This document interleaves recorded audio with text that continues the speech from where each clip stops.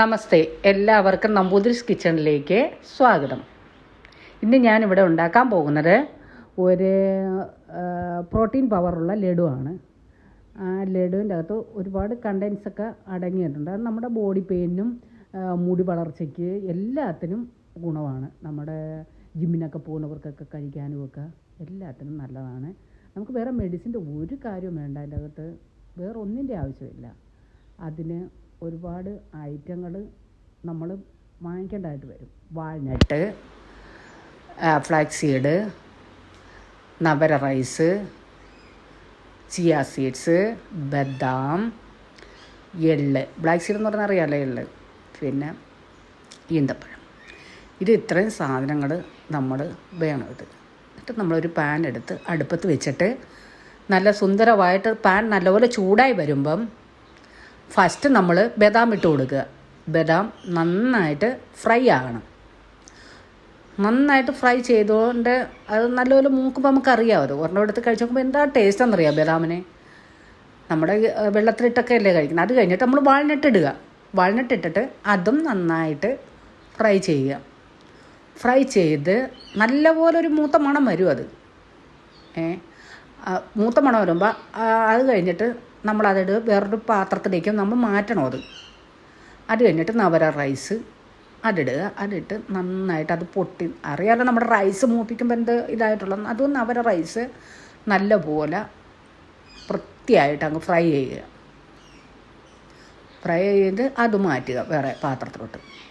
ഇതെല്ലാം നമുക്ക് പൊടിക്കേണ്ടതാണ്. അതുകൊണ്ടാണ് ഓരോന്നോരോന്നും എല്ലാത്തിനും പലതിനും പല ഇതല്ലേ.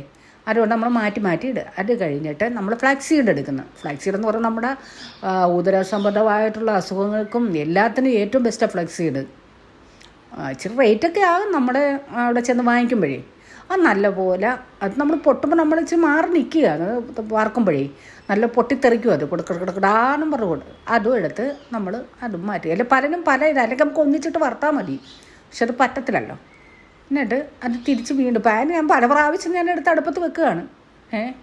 അത് കഴിഞ്ഞിട്ട് ബനാറസ് മില്ലറ്റ്സ് എന്ന് പറഞ്ഞാൽ കുതിരവാലി അരി എന്ന് പറയുന്നത്. ആ കുതിരവാലി അരി നല്ല സുന്ദരമായിട്ട് നല്ല ഇതായിട്ട് നമ്മളത് ഫ്രൈ ചെയ്യണം. അത് അധികം ഇത് ചെയ്യണ്ട. ചെറിയ ഇതാണ് കുതിരവാലി അരി ഇടത്തെ. അത് ചെറുതായിട്ടൊന്ന് മൂത്താൽ അത് തിരിച്ച് നമ്മളിട്ട് തിരിച്ച് ഒന്നുകൂടെ നമ്മൾ വെക്കണം. അത് വെച്ച് കഴിഞ്ഞിട്ട് ഇനി നമ്മളെ നെക്സ്റ്റ് സ്റ്റെപ്പാണ് ചിയ സീഡ്സ് എന്ന് പറയും. ആ ചിയ സീഡ്സ് അതെടുത്തിട്ട് അത് നന്നായിട്ട് ഫ്രൈ ചെയ്യുക. ഇതിൻ്റെ മറ്റേൻ്റെ അത്രയൊക്കെ നമുക്ക് ഇത് ചൂടാകേണ്ടത്. ചെറുതായിട്ടൊന്ന് മൂത്താൽ മതി. അത് നല്ലപോലെ അതും നല്ല പ്രോട്ടീൻ കണ്ടൻസ് അടങ്ങിയതാണ്. ഷുഗർ, കൊളസ്ട്രോൾ ഇതെല്ലാം നന്നായിട്ട് കുറയ്ക്കുന്ന ഒരു സാധനമാണത് ഈ ചിയ സീഡ്സേ. അത് നമുക്ക് നല്ല ഇതിന് കിട്ടും. അത് കഴിഞ്ഞിട്ട് എള്ള് അതുപോലെ ഇതെടുത്തിട്ട് നന്നായിട്ട് എള്ളറിയാമല്ലോ, നമ്മൾ ഗണപതി ഹോമത്തിനും അത് എല്ലാത്തിനും ഉപയോഗിക്കുന്നത്. അത് നല്ലത് വെച്ചിട്ട് നമ്മൾ നല്ലപോലെ ഇച്ചിരി തണുക്കണം. അത് നല്ലപോലെ ഒന്ന് ചെയ്തിട്ട് കുറേശ്ശെ എടുത്ത് മിക്സി ജാറിൻ്റെ അകത്തിട്ട് കുറേശ്ശെ എടുത്തിട്ട് പൊടിക്കുക. അത് നന്നായിട്ട് കുറേശ്ശെ എടുത്തിട്ട് നമ്മൾ നന്നായിട്ട് ഇതൊക്കെ പൊടിച്ച് എല്ലാം കൂടെ ഒന്നിച്ചിട്ട് പൊടിക്കാൻ പറ്റിയല്ലോ. അപ്പോൾ കുറേശ്ശെ ഞാനിത് 2 ദിവസത്തേക്ക് മാത്രം കഴിക്കാനുള്ളതാണ് ഉണ്ടാക്കുന്നത്. നന്നായിട്ട് പൊടിയും അത്. എന്നിട്ട് പാത്രത്തിലേക്ക് പതുക്കെ മാറ്റുക.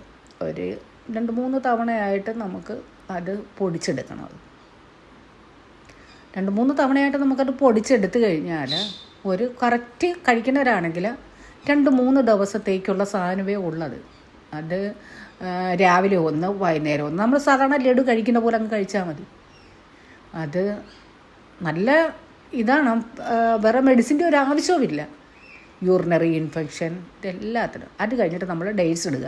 ഡേറ്റ്സ് എന്ന് പറഞ്ഞാൽ നമ്മളിപ്പോൾ പഞ്ചസാര ഇടണ്ട, ശർക്കര ഉപയോഗിക്കേണ്ട. പകരം ഈന്തപ്പഴം. എല്ലാ ചിലവർക്ക് ചിലപ്പോൾ ഷുഗർ ഉണ്ടാകാം.